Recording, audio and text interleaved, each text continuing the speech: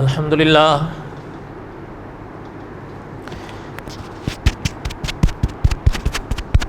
الحمد للہ حمدا کثیرا طیبا کما امر ونشهد ان لا الہ الا اللہ وحدہ لا شریک لہ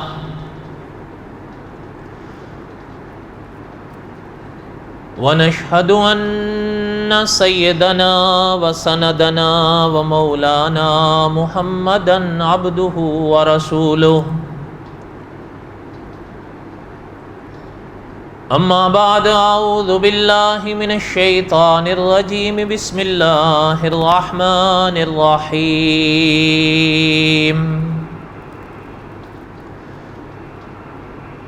الف لام را تلک آیات الکتاب المبین انا انزلناہ قرآنا عربیا لعلکم تعقلون نحن نقص علیک احسن القصص بما اوحینا الیک ھذا القرآن وَإِن كُنْتَ مِن قَبْلِهِ لَمِنَ الْغَافِلِينَ وقال اللہ تعالی فی مقام آخر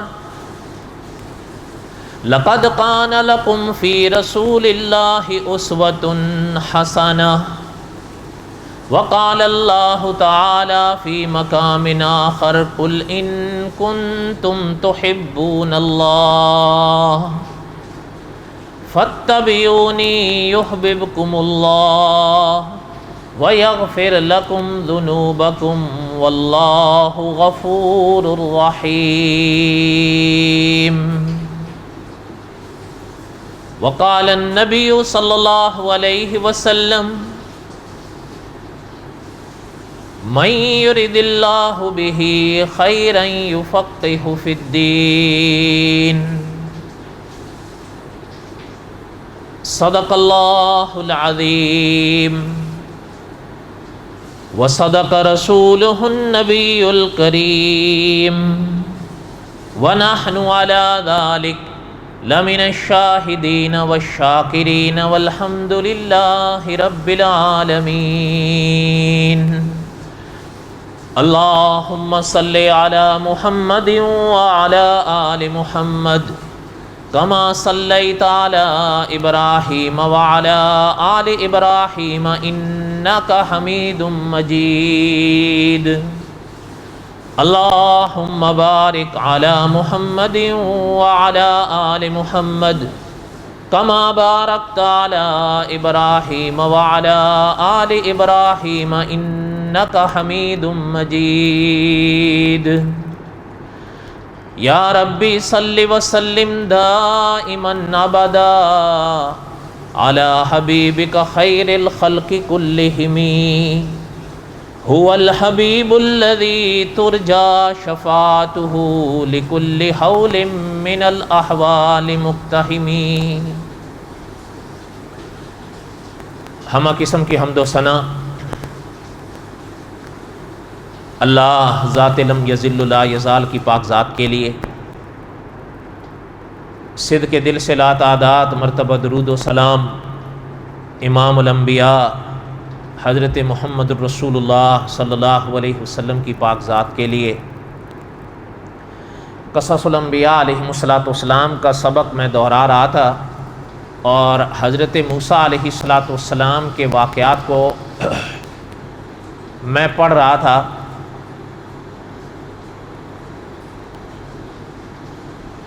جس منزل تک میں نے وہ واقعہ دہرایا، آگے سبق پڑھنے سے پہلے ایک دو باتیں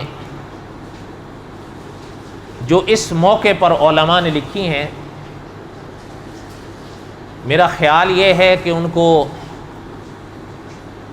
دہراتے ہوئے سناتے ہوئے آگے جاؤں۔ پہلے تو سوچتا رہا کہ کرنا بھی چاہیے کہ نہیں، اس لیے کہ عرب کا ایک محاورہ ہے جسے آپ کہاوت کہتے ہیں کہ الحق مر، سچ کڑوا لگتا ہے۔ مولانا عبد القدوس رومی رحمۃ اللہ علیہ فرمایا کرتے تھے، عام طور پر ہمارے لوگ اس لفظ کا، اس محاورے کا ترجمہ کر دیتے ہیں کہ سچ کڑوا ہوتا ہے۔ حضرت فرماتے تھے اس کا صحیح ترجمہ یہ ہے کہ سچ کڑوا لگتا ہے، سچ کڑوا ہوتا نہیں، لگتا ہے۔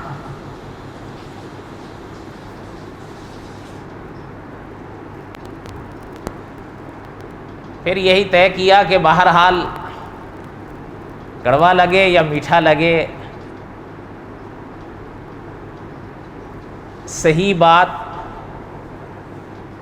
چھپانا یا اسی باب کے ایک حصے کو سنانا اور ایک حصے کو چھپانا یہ تو مناسب نہیں ہے۔ ہاں یہ ہے کہ بتا دیں، باقی ما علینا الا البلاغ المبین، ہمارے ذمے تو بتانا ہے، منوانا تو نہیں ہے۔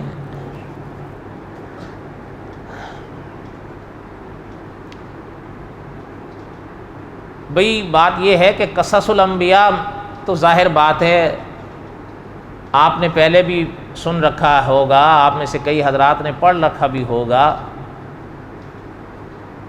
لیکن صاحب قصص الانبیاء نے لکھا ہے کہ کمال تو تب ہے نا کہ اللہ نہ کرے اگر ہمارے عقیدے میں کوئی جھول ہو یا ہمارے عمل میں کوئی جھول ہو تو قصص الانبیاء سننے کا مکمل فائدہ تو تب ہے کہ اگر خدا نہ کرے ہمارے عقیدے میں جھول ہے تو وہ سننے کے بعد وہ جھول اٹھے، اور اگر ہمارے عمل میں جھول ہے تو سننے کے بعد وہ عمل سے جھول اٹھے، ورنہ تو پھر نشستن بگفتن کے برخاستن یہ تو ہو ہی رہا ہے دنیا میں۔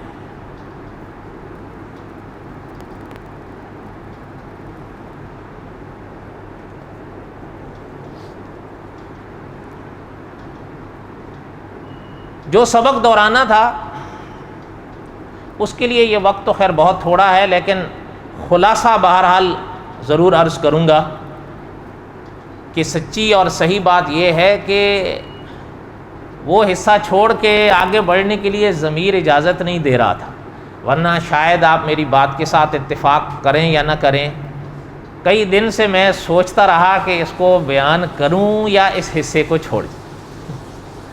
پھر یہی شرح صدر ہوا کہ نہیں، چھوڑنا تو مناسب نہیں ہے۔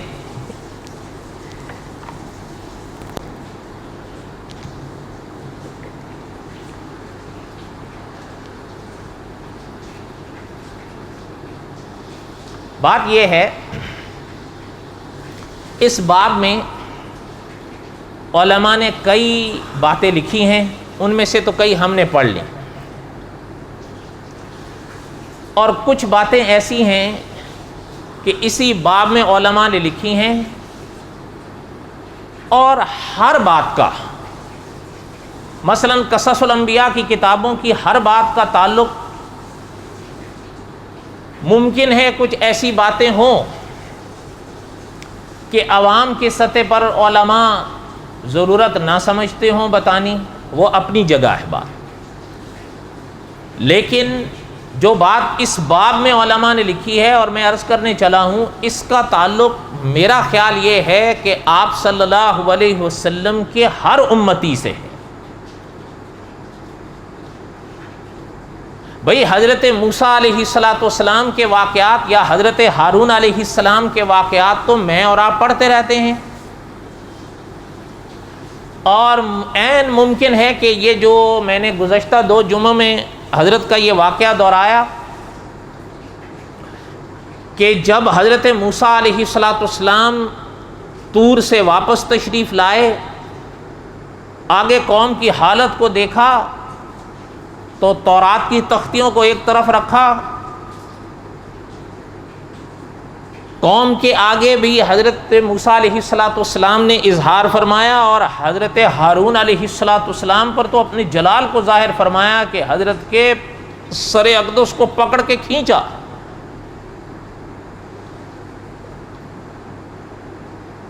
یقیناً یہ کوئی واقعہ ایسا نہیں ہے کہ آپ میں سے کئی حضرات نے پہلے نہ سنا ہو یا نہ پڑھا ہو. جو پڑھے لکھے ہیں ممکن انہیں پڑھا ہو، یا جو کم از کم دوسرے حضرات ہیں انہوں نے عین ممکن ہے سنا، کیونکہ یہ واقعہ قرآن پاک میں ہے. اور حضرت موسیٰ علیہ السلام کے واقعات بڑے مشہور ہیں، اکثر دہرائے جاتے ہیں. وَأَخَذَ بِرَأْسِ أَخِيهِ کہ حضرت موسیٰ نے حضرت ہارون کے سر کے بالوں کو پکڑا اور کھینچا اپنی طرف. یہ میں نے گزشتہ جمعہ دہرا لیا، اور یقیناً یہ آپ نے بھی پڑھ رکھا ہوگا یا سن رکھا ہوگا. البتہ میں نے گزشتہ جمعہ ایک بات عرض کی تھی کہ یہاں اس منزل پر تو قرآن پاک میں سر کا ذکر ہے کہ سر کے بالوں کو پکڑ کر کھینچا، لیکن سورۃ طٰہٰ میں اللہ تعالیٰ نے اسی واقعے کی تفصیل کو مزید بیان فرمایا. لا تأخذ بلحیتی ولا برأسی، یہ حضرت ہارون نے جواباً فرمایا تھا حضرت موسیٰ سے کہ میری داڑھی کے بالوں کو، میرے سر کے بالوں کو مت پکڑیے. سورہ طٰہٰ سے پتہ چلتا ہے کہ حضرت موسیٰ علیہ السلام نے حضرت ہارون علیہ السلام کی داڑھی کو بھی پکڑ کر کھینچا تھا. اس منزل پر یہ تو واقعہ ہے. سورۃ اعراف سے پتہ چلتا ہے کہ سر پاک کے بالوں کو پکڑ کے کھینچا، اور سورۃ طٰہٰ سے دونوں کا پتہ چلتا ہے. ایک جگہ اجمال ہے، دوسری جگہ تفصیل ہے. لا تأخذ بلحیتی، میری داڑھی کو مت پکڑیے. اس منزل پر علماء نے ایک مسئلہ بڑا ضروری سمجھایا ہے، وہ ہے داڑھی کا.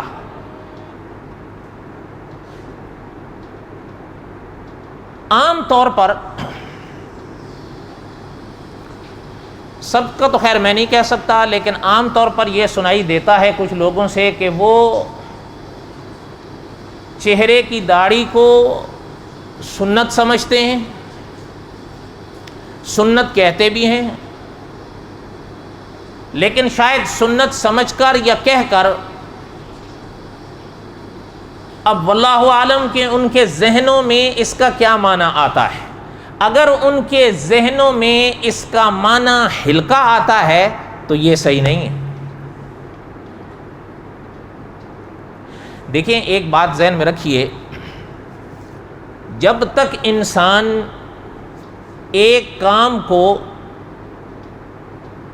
اگر اللہ نہ کرے وہ غلط کام ہے اور اس کو غلط نہیں سمجھے گا کہ یہ کام جو میں کر رہا ہوں یہ غلط ہے، شاید پھر اس کو توبہ کی توفیق کبھی نہیں ہوگی. یہ علماء نے اپنا تجربہ لکھا ہے کہ ایک شخص اگر ایک کام کو غلط نہیں سمجھتا اور وہ کام ہو غلط، پھر شاید اس کو ساری زندگی توبہ کی توفیق نہیں ہو، کیونکہ جب وہ غلطی کو غلطی سمجھ ہی نہیں رہا ہے تو توبہ کس چیز کیسے کرے گا وہ. علماء نے لکھا ہے کہ عام طور پر کوئی بدعتی ہو نا، اسے توبہ کی توفیق نصیب نہیں ہوتی. اس کی وجہ بھی علماء نے لکھی ہے. اس کی وجہ یہ ہے کہ بدعتی جو کام کر رہا ہوتا ہے اس کو ثواب سمجھ کے کر رہا ہے، توبہ کس سے کرے گا؟ توبہ تو کی جاتی ہے گناہوں سے، ثواب سے تھوڑی توبہ کی جاتی. جب ایک کام کو اللہ نہ کرے میں ثواب سمجھوں گا تو توبہ کس شے سے کروں گا؟ اسی لیے علماء نے لکھا ہے کہ عموماً تجربہ یہ ہے کہ ایسے لوگوں کو توبہ کی توفیق نہیں ہوتی. اب اگر کوئی شخص داڑھی کے مسئلے کو سنت کہہ کے ہلکا مانتا ہے تو میری سمجھ میں تو نہیں آتا. اس لیے اس باب پر جو علماء نے وضاحت لکھی ہے وہ میں نے سوچا کہ تھوڑا سا دہرانا ضروری ہے. قصص الانبیاء تو میں اور آپ پڑھتے سنتے رہتے ہیں اور وہ تو انشاءاللہ زندگی کا سلسلہ ہے، چلتا رہے گا، لیکن کوئی اصلاح بھی تو ہو. یا پھر علماء نے لکھا ہے کہ کم از کم یہ درجہ تو حاصل ہو کہ غلطی کو انسان غلطی تو سمجھے. اور یہ بات یاد رکھیں، علماء تصوف نے لکھا ہے کہ گناہ کا ادنا درجہ یہ ہے کہ انسان گناہ کو گناہ سمجھے، اس سے کم درجہ کوئی نہیں.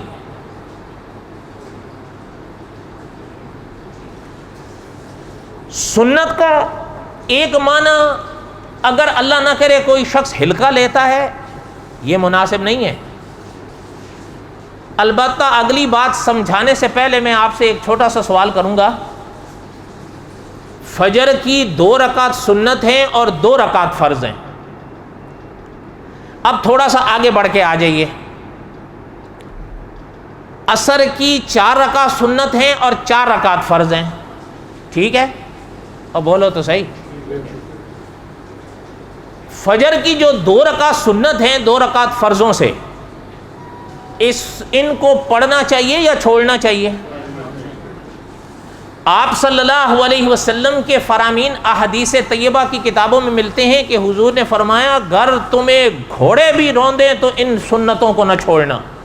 فجر کی سنتوں کی بات کر رہا ہوں. اس لیے کسی سنت کے بارے میں اکابر کے ہاں ایسی بحث نہیں. فجر کی سنتوں کے ہاں علماء کے ہاں بحث چلی تھی کہ آیا کہیں یہ واجب تو نہیں ہے. اس لیے کہ آپ صلی اللہ علیہ وسلم فرما رہے ہیں اگر تمہیں گھوڑے بھی روندیں تو ان 2 رکعت سنتوں کو نہ چھوڑنا. پتہ چلتا ہے ان 2 رکعت سنتوں میں مجھے اور آپ کو اختیار نہیں ہے. اب آ جائیے عصر کے وقت میں. عصر کے 4 رکعت فرضوں سے پہلے جو 4 رکعت سنتیں ہیں ان میں اختیار ہے. اس کی وجہ یہ ہے کہ علماء نے لکھا ہے آپ صلی اللہ علیہ وسلم کی پاک زندگی کو جب ہم نے پڑھا حضور علیہ الصلوۃ والسلام نے فجر کی سنتوں کو تو کبھی نہیں چھوڑا، لیکن عصر سے پہلے کی 4 رکعت سنتیں جو ہیں وہ حضور نے کبھی پڑھی کبھی چھوڑی. حضور کے اس عمل کی وضاحت کی ہے علماء نے. اچھا جب چھوڑی ہے اس لیے علماء نے فرمایا پتہ چلتا ہے کہ فجر کی سنتیں جو ہیں وہ ضروری ہیں، ان میں اختیار نہیں، لیکن عصر سے پہلے کی جو 4 رکعت سنتیں ہیں وہ اس طرح ضروری نہیں ہیں، وہ اختیاری ہیں. اگر کوئی انسان پڑھے گا ثواب پائے گا، نہیں پڑھے گا تو گناہ. ان کو علماء کی اصطلاح میں کہتے ہیں سنت غیر مؤکدہ، اور فجر والی سنتوں کو علماء کی اصطلاح میں کہتے ہیں سنت مؤکدہ. سنت مؤکدہ میں اختیار نہیں ہوتا، سنت غیر مؤکدہ میں اختیار ہوتا ہے. اب بات سمجھ آئی ہے؟ بولو تو صحیح. میں نے پہلے کہا تھا الحق مرن، سچ ذرا کڑوا کڑوا لگتا ہے، اس لیے تھوڑا کڑوا کڑوا آپ کو لگے گا آج کا بیان، لیکن بہرحال اب چھپائے تو نہیں سکتے. ہم نے بھی تو اپنی آخرت تو دیکھنی ہے. یہ نہ ہو کہ وہ جیسے محاورہ ہے نا الحق مرن، عرب کا محاورہ ہے، اور آپ کے ہاں کا ایک محاورہ ہے کہ میٹھا میٹھا ہپ ہپ تے کڑوا کڑوا. یہ تو مناسب نہیں ہے. اچھا اسی مثال کو ذرا تھوڑی سی اور وضاحت سے سمجھیں. عشاء کی رکعتوں میں آ جائیے. عشاء کے وقت بھی علماء نے لکھا 4 رکعت سنت، 4 رکعت فرض، 2 رکعت سنت اور 3 رکعت وتر. علماء نے لکھا ہے جو عشاء سے پہلے کی 4 رکعت سنتیں ہیں یہ بھی غیر مؤکدہ ہیں. اگر کوئی انسان پڑھتا ہے اللہ تعالیٰ کی پاک بارگاہ سے اس کو ثواب حاصل ہوگا، اگر کوئی نہیں پڑھتا تو اس کو کوئی گناہ نہیں، کیونکہ قدرت کی طرف سے، شریعت کی طرف سے جس عمل پر اختیار دے دیا جائے بندے کو پھر اس میں گناہ نہیں ہوتا. کرے گا تو ثواب پائے گا، نہیں کرے گا تو کوئی گناہ نہیں ہوگا. اس کے بعد آگے 4 فرض.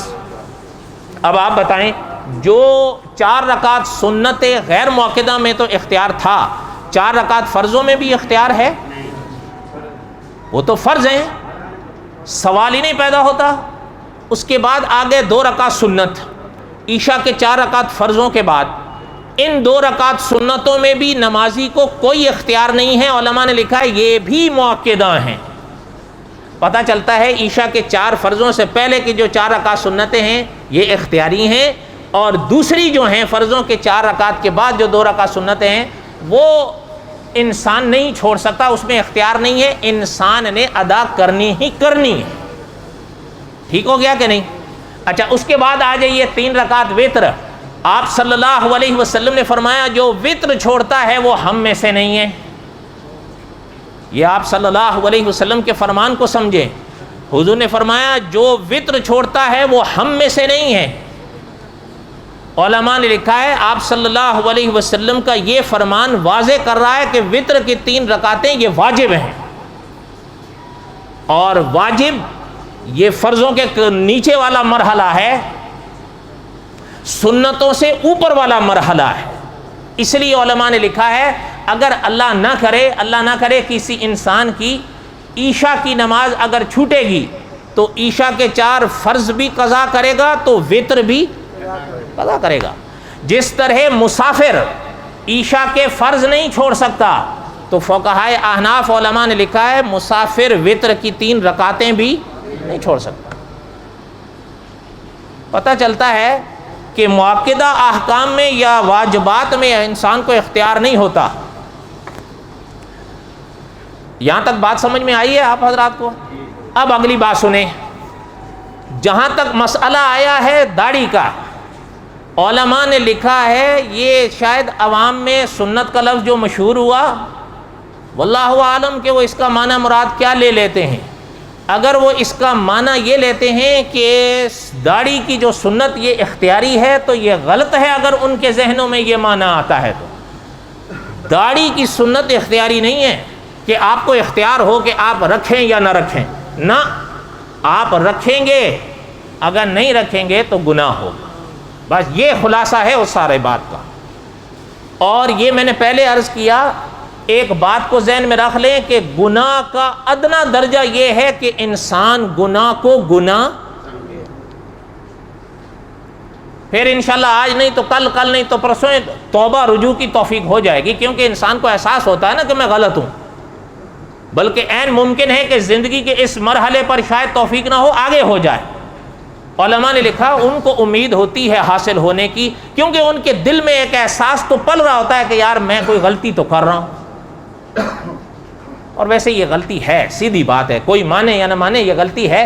اور پتہ ہے بعض علماء نے لکھا ہے، ہند کے علماء نے، کہ یہ ایسا گناہ ہے، یہ کسی وقت، یعنی داڑھی موننے کی بات کر رہا ہوں میں، علماء نے لکھا ہے یہ ایسا گناہ ہے کہ انسان سے کسی وقت یہ علیحدہ نہیں ہوتا، یہ اس کے چہرے کے ساتھ چپکا رہتا ہے.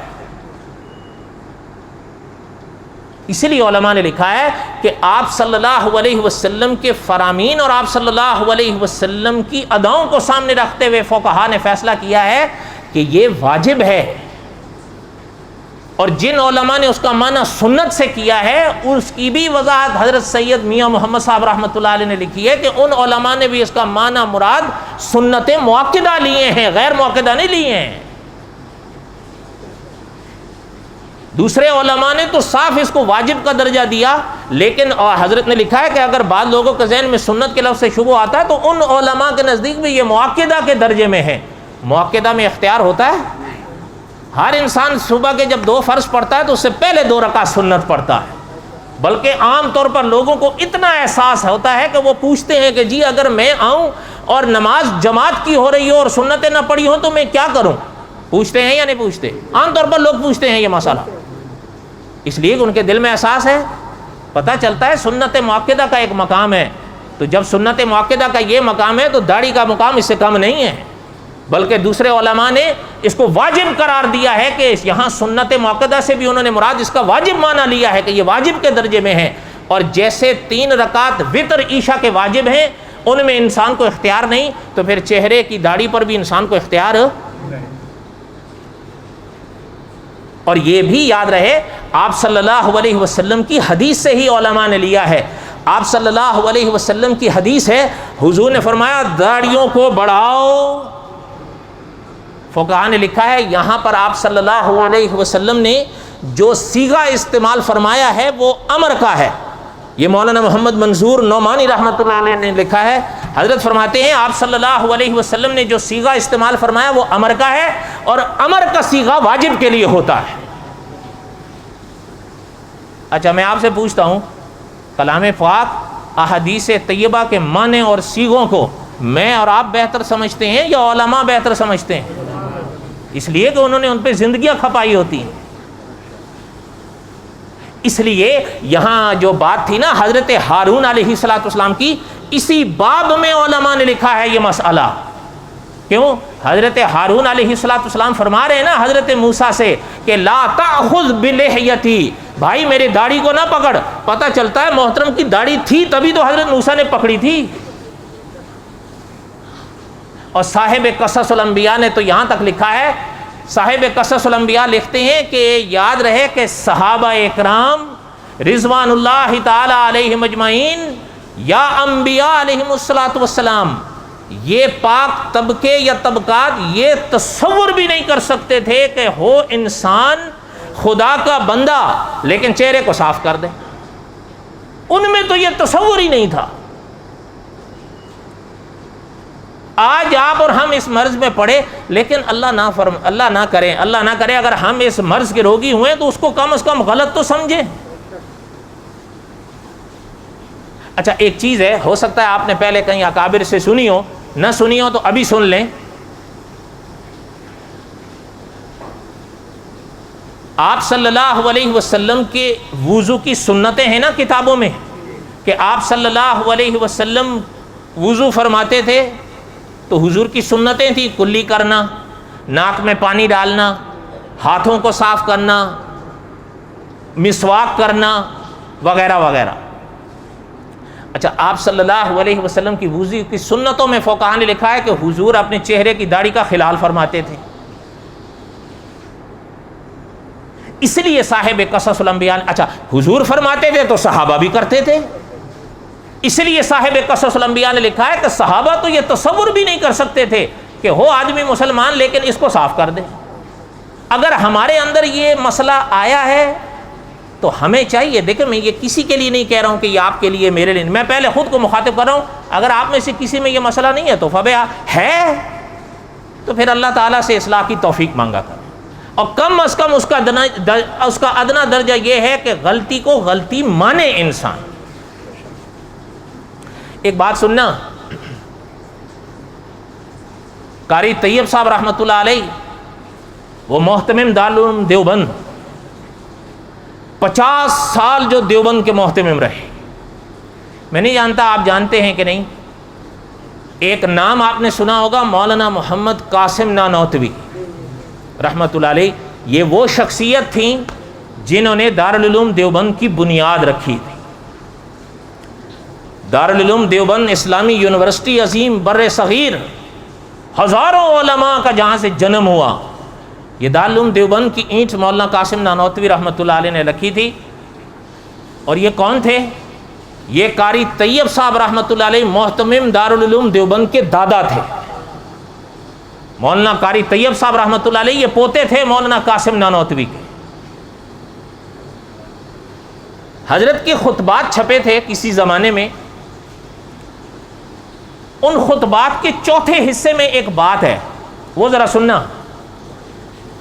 قاری طیب صاحب رحمۃ اللہ علیہ فرماتے تھے کہ حضرت شیخ الہند مولانا محمود الحسن رحمۃ اللہ علیہ فرماتے تھے، یہ حضرت شیخ الہند مولانا محمود الحسن رحمۃ اللہ علیہ یہ دارالعلوم دیوبند کے پہلے طالب علم تھے جب دارالعلوم دیوبند بنا. جنہوں نے دارالعلوم دیوبند کی تاریخ پڑھی ہے وہ جانتے ہیں کہ یہ جب بنا تھا تو کوئی دیواریں نہیں تھیں، ایک درخت تھا انار کا جس کے نیچے ایک استاد بیٹھا تھا، ایک شاگرد بیٹھا تھا. یہی دیوبند کی ابتدا تھی، اور ان میں سے یہ حضرت محمود الحسن رحمۃ اللہ علیہ پہلے شاگرد تھے دیوبند کے. قاری طیب صاحب رحمۃ اللہ علیہ فرماتے تھے کہ حضرت شیخ الہند فرماتے تھے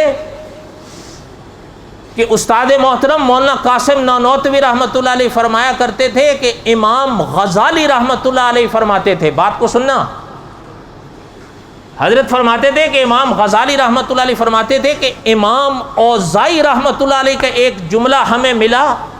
امام اوزاعی رحمۃ اللہ علیہ یہ 3 صدی کے عالم ہیں، تیسری صدی. آپ اور ہم اب 15ویں صدی سے جا رہے ہیں، یہ کب تھے؟ 3 صدی میں. قاری طیب صاحب رحمۃ اللہ علیہ فرماتے تھے کہ مولانا قاسم نانوتوی رحمۃ اللہ علیہ فرماتے تھے کہ ہم نے امام غزالی رحمۃ اللہ علیہ کا فرمان پڑھا کہ امام اوزاعی رحمۃ اللہ علیہ نے 3 صدی کے مسلمانوں کو فرمایا تھا کہ اللہ تو قادر ہے نا، اگر صحابہ آج قبروں سے باہر آ کر ہمیں دیکھ لیں تو ہم صحابہ کو دیکھ کے کہیں گے یہ تو سارے پاگل ہیں، اور صحابہ ہمیں دیکھ کر کہیں گے یہ سارے کافر ہیں. کون سی صدی کے؟ بولو نا. اور آپ اور میں کون سی صدی سے گزرے ہیں؟ آپ اور میں پکے مومن ہیں. امام اوزاعی، اچھا یہ الفاظ یہ نہیں ہے کہ میں کر رہا ہوں، کسی نے دیکھنا ہو تو دیکھا سکتا ہوں، خطبات طیب کی 4 جلد میں ہے یہ. اور یہ بات بھی مولانا طیب صاحب رحمۃ اللہ علیہ کی نقل کر رہا ہوں، اور وہ خود فرما رہے ہیں کہ ہم نے یہ بات اپنے استاد حضرت شیخ الہند سے سنی، اور حضرت شیخ الہند فرماتے تھے کہ ہمیں یہ بات مولانا قاسم نانوتوی جو ان کے استاد تھے انہوں نے کہی۔ اچھا اگلی بات سنو، حضرت شیخ الہند فرماتے تھے کہ ہمارے استاد مولانا قاسم نانوتوی فرماتے تھے کہ اگر اب امام اوزاعی آ جائیں، اب اگر امام اوزاعی، صحابہ تو بہت آگے کا مقام ہے نا، اب اگر امام اوزاعی آ جائیں یا امام غزالی آ جائیں، وہ ہمیں دیکھ لیں، ہم بعین ہی ان کو کہیں گے یہ سارے پاگل ہیں، اور وہ ہمیں دیکھ کے کہیں گے یہ سارے کافر ہیں۔ بلکہ الفاظ لکھے کہ استاد فرماتے تھے کہ وہ کہیں گے کہ جو دین اسلام صحابہ ہمیں دے کے گئے تھے وہ تو ان میں نہیں ہے، یہ پتہ نہیں کون سی مخلوق ہے۔ اور پھر آگے سننا، حضرت شیخ الہند فرماتے تھے، یہ بات بھی پرانے دور کی ہے، فرمایا اب اگر ہمارے استاد قبروں سے آ جائیں اور ہمیں دیکھ لیں تو ہمیں دیکھ کے وہ کہیں گے کہ بھائی یہ کچھ بھی ہو سکتے ہیں، یہ مسلمان نہیں ہیں۔ اس لیے میں نے کہا کہ لا تاخذ بلحیتی، حضرت ہارون نے فرمایا کہ بھائی میری داڑھی کو مت پکڑ۔ اسی باب میں علماء نے لکھا ہے حضرت ہارون کی داڑھی تھی تبھی تو حضرت موسیٰ نے پکڑی تھی۔ اس لیے قاری طیب صاحب رحمۃ اللہ علیہ جن کی بات کر رہا ہوں، انہوں نے ایک مستقل کتاب لکھی ہے، اس میں لکھا ہے کہ کلام پاک، احادیث طیبہ، اجماع امت محمدیہ صلی اللہ علیہ وسلم، بلکہ آگے حضرت نے لکھا ہے کہ حضرت نے دعویٰ کیا ہے کہ داڑھی کے واجب اور سنت انبیاء ہونے پر انبیاء کا اجماع ہے۔ جو انسان اس کو مونتا ہے وہ پہلے یہ چیز ضرور سوچا کرے کہ بھئی یہ میں غلط کر رہا ہوں۔ اگر یہ سوچے گا آج نہیں تو کل توبہ کی توفیق ہو جائے گی۔ ناراض تو نہیں ہو؟ اچھا ایک اگلی بات اور بھی بتا دوں، یہاں تک یہ تو پتہ چلا کہ یہ واجب ہے، اور واجب میں اختیار اسی باب میں یہ جو مسئلہ ہے نا، لا تأخذ بلحیتی، حضرت ہارون نے فرمایا بھائی میری داڑھی کو نہ پکڑ۔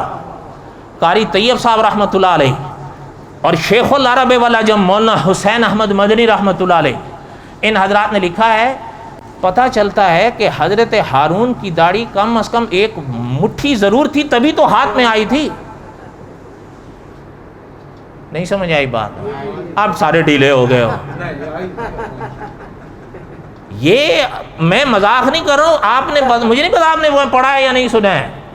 قاری طیب صاحب رحمۃ اللہ علیہ نے اپنی اس کتاب میں لکھا ہے، اور مولانا حسین احمد مدنی رحمۃ اللہ علیہ کو دو طلباء نے ایک خط لکھا تھا۔ بڑے صغیر میں ایک نام گزرا ہے، میں اس کا لیتا نہیں ہوں، ڈر لگتا ہے پھر آپ لاٹھ لے کے آ جاؤ گے۔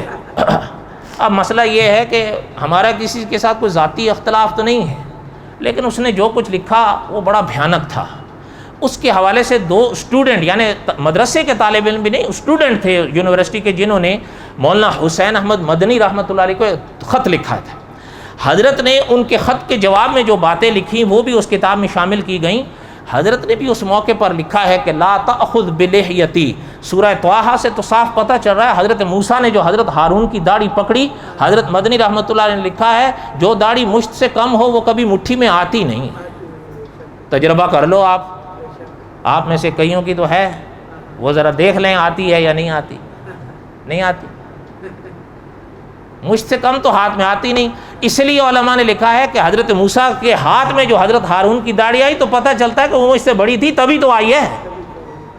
اس لیے ہمارے علماء نے لکھا ہے یہ داڑھی کی کم از کم مقدار ہے، یہ ضروری مقدار جس کو کہتے ہیں کتنی ہے؟ ایک مٹھی۔ میں اور آپ جن راہوں سے گزر رہے ہیں مجبوریاں منہ کھولے کھڑی ہوتی ہیں، لیکن اللہ تعالیٰ سے توفیق تو مانگ سکتے ہیں نا۔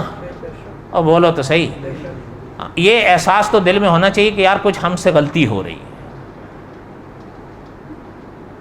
ایک چیز سننا، یہ قاری طیب صاحب رحمۃ اللہ علیہ نے لکھا ہے یہ جب مشت ہوتی ہے نا، اس سے نیچے پر بحث ہوتی ہے، اور یہ صحیح بات ہے۔ ہاں البتہ ایک بات اور بھی سن لیں، وہ بھی اسی باب کی ہے۔ آپ کے ملک کے سب سے بڑے مفتی گزرے ہیں، مفتی اعظم ہند و پاک محمد شفیع صاحب رحمۃ اللہ علیہ، مفتی تقی عثمانی صاحب دامت برکاتہم کے والد محترم، یہ ہند اور پاک کے سب سے بڑے مفتی تھے، یہ دارالعلوم دیوبند میں مفتی رہے۔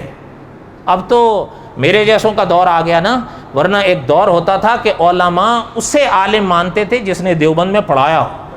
یہ آپ کی پرانے کسی علماء سے پوچھ لیں، نہ ملے تو میں بتاؤں گا کہاں ہے۔ نہیں سمجھ آئی بات؟ ہاں، یہ مفتی شفیع صاحب رحمۃ اللہ علیہ کی بات بتا رہا ہوں۔ حضرت فرماتے تھے مشت سے نہ کم ہو اور نہ ہی پھر مشت سے۔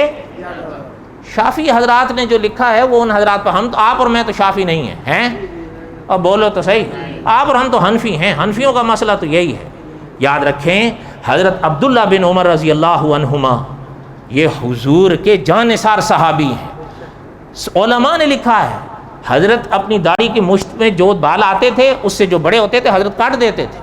اسی حدیث کی شرح میں علماء نے لکھا ہے یہ ہو نہیں سکتا کہ آپ صلی اللہ علیہ وسلم کے عمل کے خلاف حضرت عبداللہ بن عمر کریں۔ پتہ چلتا ہے جو حضرت عبداللہ بن عمر کر رہے تھے وہی حضور کی ادا تھی۔ اس لیے علماء نے لکھا ہے داڑھی کا اس طرح بڑے چلے جانا کہ اس کو ادھر یا جدھر جا رہی ہے جانے دینا، یہ ہمارے اکابر نے لکھا ہے یہ مکروہ ہے کہ انسان کا چہرہ بگاڑ دے۔ یہ حضور کی سنت ہے، اس کو بنا کے رکھو، اس کو سنوار کے رکھو۔ حضور اس میں تیل لگاتے تھے، حضور اس میں کنگھی کرتے تھے، حضور ایک مشت سے زیادہ نہیں رکھتے تھے۔ سیدھی بات ہے، ناراض تو نہیں ہوں میری ان باتوں پر، ہے ویسے شش و پنج میں، لیکن بہرحال میں نے پہلے کہا تھا الحق مرن، سچ ذرا کڑوا لگتا ہے۔ اب میں نے کہا تھا لا تأخذ بلحیتی کے باب میں یہ سب کچھ لکھا ہے، پہلے میں پورا ہفتہ سوچتا رہا یہ بیان کروں یا چھوڑ جاؤں، پھر میں نے کہا یار زیب تو نہیں ہے، اب آدھی چیز بتا جاؤں اور آدھی چھپا جاؤں، قیامت کے دن پکڑا کھڑا ہوں گا تو ان میں سے تو ایک بھی نہیں آئے گا، وہ تو کہیں گے اس کو لے جاؤ ادھر ڈالو۔ اس لیے میں نے بتانا ضروری سمجھا، اب آگے آپ کی مرضی ہے، غلطی کو غلطی مانو اور اللہ تعالیٰ سے اپنی اصلاح کی توفیق مانگو۔ وہ پاک ذات معاف فرمانے والے ہیں، وہ پاک ذات ہمت دینے والی ہیں، لیکن کم از کم غلطی کو غلطی تو مانو۔ ایک آخری بات سنو، میری باتیں ختم ہوتی نہیں۔ مولانا عبدالشکور دین پوری رحمۃ اللہ علیہ آپ کے ملک میں گزرے، کل ہمارے دوست کہہ رہے تھے آپ دیش کہتے ہیں، میں نے کہا چلو آپ ملک کہا کروں گا، دیش ذرا ہندوستان کی طرف چلی جاتی ہے نا زبان، ملک کہہ دیتے ہیں۔ آپ کے ملک میں مولانا عبدالشکور دین پوری گزرے ہیں، حضرت فرماتے تھے ایک سردار جی ملے، یہ ذوقیہ بات ہوتی ہے کوئی ایسی نہیں، فرمایا ایک سردار جی ملے، ہم نے کہا کہ سردار جی آپ ایسے کیوں ہیں؟ وہ بڑا مست ہوا، کہتا ہے جی ہمارے گرو نانک ایسے تھے۔ بھئی اب جواب تو ہے بہرحال اس کا۔ کہتے ہیں اسی محفل میں ایک ہندو آ گئے، چوٹی رکھی ہوئی تھی، اس سے کہا کہ جی آپ ایسے کیوں ہیں؟ کہتے ہیں ہمارے رام ایسے تھے۔ حضرت نے فرمایا اس دن سے مجھے احساس ہوا کہ کم از کم ہمارے مسلمانوں کے بھی روپ ایسے ہوں، جب ان سے پوچھیں تو وہ کہیں کہ بھائی ہمارے محمد ایسے تھے صلی اللہ علیہ وسلم۔ صحیح بات ہے یا نہیں؟ ورنہ صاحب قصص الانبیاء نے اسی مرحلے پر لکھا ہے کہ صحابہ میں کوئی شخص سوچ بھی نہیں سکتا تھا مسلمان ہو داڑھی کو مونڈا ہوا، کلین شیو جس کو کہتے ہیں۔ لیکن میں نے پہلے کہا میں کسی کو ذاتی طور پہ نہیں کہہ رہا ہوں، میں سب کو کہہ رہا ہوں، میں خود بھی ہوں اس میں، آپ بھی ہیں۔ جس کو اصلاح کی توفیق ہو جائے، کوئی اپنی ذات پر نہ لے لے کہ میں اس کو کہہ رہا ہوں، میری کسی کے ساتھ ذاتی دشمنی نہیں ہے، ناراض تو نہیں ہو۔ وما علینا الا البلاغ المبین سنت پر